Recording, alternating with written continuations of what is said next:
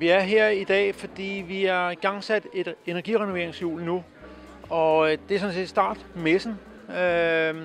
Vi skal ud og have energirenoveret nogle bygninger. Vi skal hjælpe husejerne med uvildig vejledning om, hvordan kommer de videre i processen, hvordan får de indhentet håndværkertilbud, og hvordan får vi det lånefinansieret.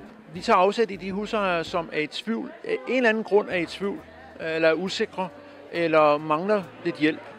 Det er teknologisk det her, det er teknisk, det er svært at forstå, det er kompliceret, det er forskellige sprogkoder. Nogle snakker om renter, nogle snakker om kilowatt, nogle snakker om CO2, og nogle snakker bare om penge. Og hvis ikke man er inde i de her sprogkoder, så kan man blive hægtet af. Jeg tror jo, altså nu har Pernille Rosenkrantz-Theil lige været her. Hun sagde noget, der var meget rigtigt. Det der med, at politikerne har meget, meget svært ved at gå forrest her. I virkeligheden så skal man koble sig på folkelige initiativer, der hvor der sker foreningsdannelser, og hvor man selv tager ansvar for at bidrage til de her fælles løsninger, som det i virkeligheden er. Og derfor er det her initiativ så fantastisk spændende og vigtigt at give los for og understøtte som kommune. Det budgetforlig, vi lige har indgået, hvor 28 ud af byrådets 29 medlemmer bakker op om et bredt budgetforlig, det må man jo sige, det er.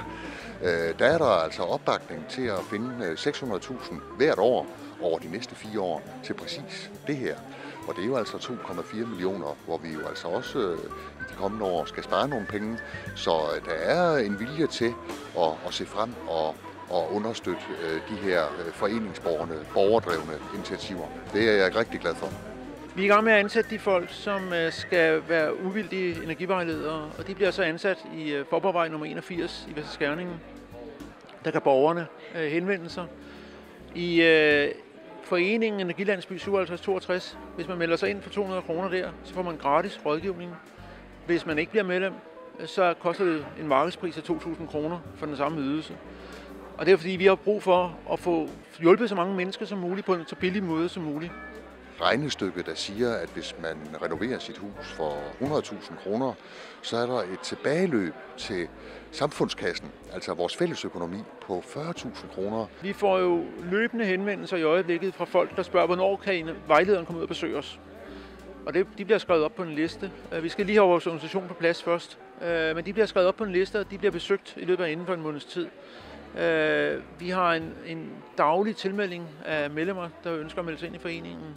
Og der er også virksomheder, der melder sig ind i foreningen nu. Så vi mærker en interesse for det her. De erfaringer, man gør sig her, er jo erfaringer, man kan drage nytte af alle andre steder også.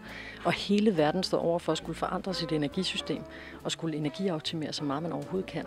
Og det vil sige, at de steder, hvor man løber først, det er de steder, der bliver til eksemplerne for resten af verden. Så det betyder rigtig meget, og når politikerne internationalt set er fuldstændig ude af stand til at træffe de rigtige beslutninger, så bliver det jo eksemplets magt. Så bliver det dem, der kan være model for alle de andre, der kommer til at flytte på verden.